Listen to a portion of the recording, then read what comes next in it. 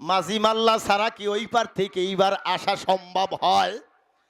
বলে ওরে নাস্তিক, আমি নাদান না তুমি নাদান।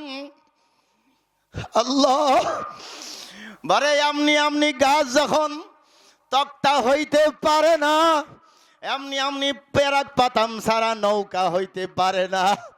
মাঝি মাল্লা ছাড়া ওই পার থেকে এই পার আসাও সম্ভব না।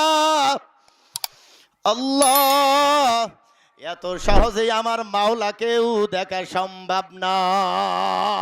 লা ইলাহা ইল্লাল্লাহ, লা ইলাহা ইল্লাল্লাহ। মুহাব্বতের সাথে আরো জোরে লা ইলাহা ইল্লাল্লাহ।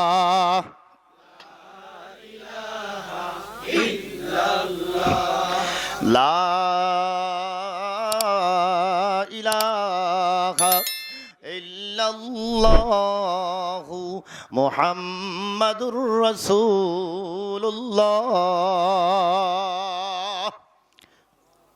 জিকির করার দরকার আছে কি নাই?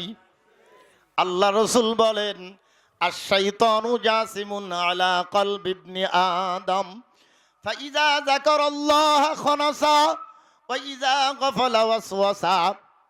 প্রত্যেক বনি আদমের অন্তরে শয়তান হাঁটু গাড়িয়ে বসিয়া থাকে। বনি আদম সন্তানেরা যখন আল্লাহ তাআলার জিকির করে, শয়তান তখন পালাইয়া যায়, ভাগিয়া যায়। আবার যখন জিকির থেকে গাফেল হইয়া যায়, আবার শয়তান ওয়াসওয়াসা দিতে থাকে। জিকিরের দরকার আছে কি নাই? বাবারে, যার দিলে জিকির আছে তার দিল হলো জিন্দা, আর যার দিলে জিকির নাই তার দিল হলো মুর্দা। আল্লাহ আল্লাহ। বাবারে, ইমাম আজম আবু হানিফা রহমাতুল্লাহ আলাইকে এক নাস্তিক প্রশ্ন করছে, আপনারা বলেন আল্লাহ তাআলা কলবে থাকে, কেমনে থাকে, কোথায় থাকে, কিভাবে থাকে, আমাকে দেখানো লাগবে। বলছে আজকে তো সম্ভব না, আগামীকাল 2টার সময় দেখানো হবে। কথা সংক্ষেপ। এবার কি করলেন, যার যার মতো বাড়ি চলে গেলেন। ইমাম সাহেব বাড়ি গেলেন। পরের দিন 2টা বেজে যায়, 3টা 4টা বেজে যায়, ইমাম সাহেবের খবর নাই। নাস্তিক মুক্তাদিদেরকে বলে, মুসল্লিদেরকে বলে, ভক্তদেরকে বলে, দেখো দেখো তোমাদের ইমাম সাহেব আল্লাহকে দেখাইতে পারবে না, প্রশ্নের জবাব দিতে পারবে না, এই জন্য পালাইছে, ভাগিয়া গেছে। বলে না, আমাদের ঈমান ঠিক আছে, ইমাম সাহেবের উপর আমাদের আস্থা আছে, বিশ্বাস আছে, হয়তো বিপদেও তো পড়তে পারে। কি বলেন, ঠিক কি ঠিক না? এই কথা বলতে বলতে বলে না, তোমরা আমার সাথে নাস্তিক হইয়া যাও।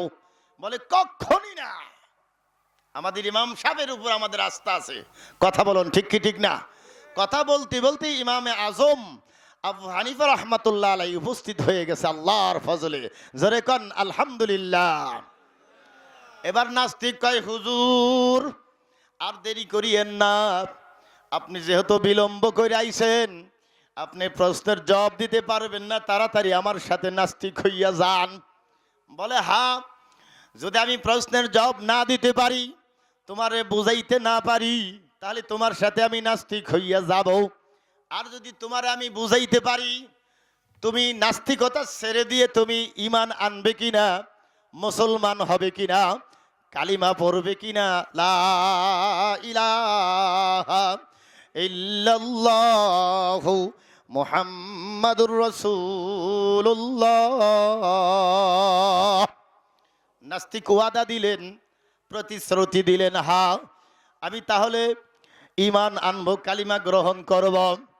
এবার ইমাম সাহেব বলে, কয় আমি যখন আসতেছিলাম একটা নদী পাড়ি দেওয়া লাগে, নদীর পাড়ে আসলাম, দেখলাম কোনো নৌকা নাই, স্টিমার নাই, কোনো লঞ্চ নাই, আমি কেমনে ওই পার থেকে এই পার আসি? আমি তখন টেনশন করতেছিলাম, আমাকে প্রশ্নের জবাব দিতে হবে। আমি নদীর স্রোতের আল্লাহ আল্লাহ নদীর ওই পার এই পার তাকাইতেছিলাম, আর আমি আল্লাহ তাআলার জিকির করতেছিলাম। কি করা যায় দেখতে দেখতে দেখলাম একটা কাঠ ভেসে আসলো, আপনা আপনি তক্তা হইয়া গেল, আপনা আপনি নৌকা হইয়া গেল। ওই নৌকায় মাঝি মাল্লা ছাড়া ওই পার থেকে আমাকে এই পার নামাইয়া দিল। এবার নাস্তিক কয়, আপনি তো আস্থা বড় নাদান, এমনি এমনি কোনোদিন গাছ তক্তা হয়? এমনি এমনি কি প্যারাক পাতাম ছাড়া কি নৌকা হয়? মাঝি মাল্লা ছাড়া কি ওই পার থেকে এইবার আসা সম্ভব হয়? বলে, ওরে নাস্তিক, আমি নাদান না তুমি নাদান। আল্লাহ, বলে এমনি এমনি গাছ যখন তক্তা হইতে পারে না, এমনি এমনি প্যারাক পাতাম ছাড়া নৌকা হইতে পারে না, মাঝি মাল্লা ছাড়া ওই পার থেকে এই পার আসাও সম্ভব না। আল্লাহ, এত সহজেই আমার মাওলাকেও দেখা সম্ভব না। বলে, কই কেমনে দেখা লাগবে? কয় দেখতে হলে 10 কেজি দুধ কিনা লাগবে। কয় কেজি? 10 কেজি দুধ কিনা লাগবে। বলে কিনলাম, মনে মনে বলতেছে কিনলাম। বলে এরপর কি করা লাগবে? বলে জাল করা লাগবে। এরপর কি করা লাগবে? বলে এর থেকে মাখন তৈয়ার করা লাগবে। বলে মাখন তৈয়ার করতে হলে সরকা লাগে, সরকা। এমনি এমনি করা যায় না, প্রশিক্ষণ লাগে, উস্তাদ লাগে। কি বলেন, ঠিক কি ঠিক না? অনেকেই পীর শব্দ নিয়ে অনেকেই কি করে, হ্যাঁ, সমালোচনা করে। পীর ফার্সি শব্দ, কি বলেন, ঠিক কি ঠিক না? আরবিতে বলা হয় মুর্শিদ। অনেকেই বলেন পীর কোরআনেও নাই, হাদিসেও নাই। আরে ভাই, নামাজ শব্দও তো কোরআনেও নাই, হাদিসেও নাই। এটা হলো আরবিতে তালাশ করতে হবে। আরবিতে বলা হয় সলাত, আরবিতে বলা হয় সওম। কি বলেন, ঠিক কি ঠিক না?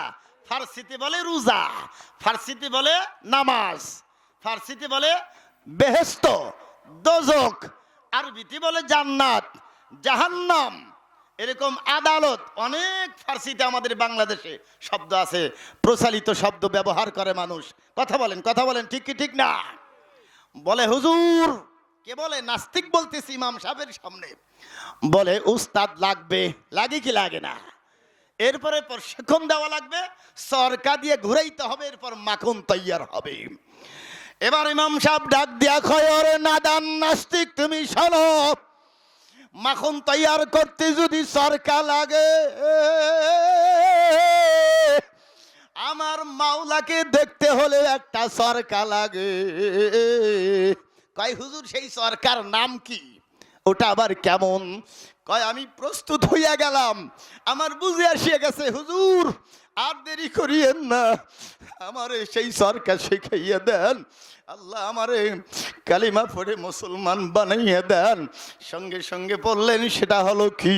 লা ইলাহা ইল্লাল্লাহু মুহাম্মাদুর রাসূলুল্লাহ সাল্লাল্লাহু আলাইহি ওয়াসাল্লাম। আমরা কি কোনো বানায়া জিকির কই? কথা বলেন, কথা বলেন। এটা কোনো বানানো জিকির না। আল্লাহ রসুল এক হাদিসের মধ্যে বলেন, আফজালু জিকরি তেলাওয়াতুল কুরআন। উত্তম জিকির হলো, আফজাল জিকির হলো কুরআনুল কারীম তেলাওয়াত। এটাও কিন্তু জিকির। কি বলেন, ঠিক কি ঠিক না? রসুলপুরের ময়দানে কোরআন শিক্ষা করার তালিম হয়, প্রশিক্ষণ হয়। কথা বলুন, ঠিক কি ঠিক না? আল্লাহ রসুল আরো বলেন, আফজালু যিকরি লা ইলাহা ইল্লাল্লাহ। উত্তম জিকির হলো লা ইলাহা ইল্লাল্লাহ। এটা আমি বলি না, কোন উলামায়ে কিরাম বলেন না, এটা কোনো পীর মাশাইখও বলেন নাই। এটা বলছেন মুহাম্মাদুর রাসূলুল্লাহ সাল্লাল্লাহু আলাইহি ওয়াসাল্লাম। একটা কাট্টা কাফের আগেও কোনো ইবাদত করে নাই, পরেও কোনো ইবাদত করার সুযোগ পায় নাই।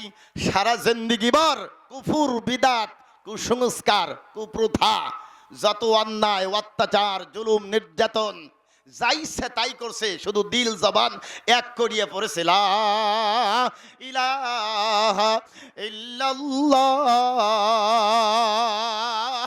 একজন মুসলমান ইমান মমিন পড়লে লাভ কি? আল্লাহ রসুল বলে তার আর কোনো গুনাই থাকে না, তার আর কোনো গুনাই থাকে না। লা ইলাহা ইল্লাল্লাহ ফাদখালাল জান্নাহ। আল্লাহ রসুল বলেন সে জান্নাতি হইয়া যায়, জান্নাতের মেহমান হইয়া যায় আল্লাহর ফজলে। সুবহানাল্লাহ। আসুন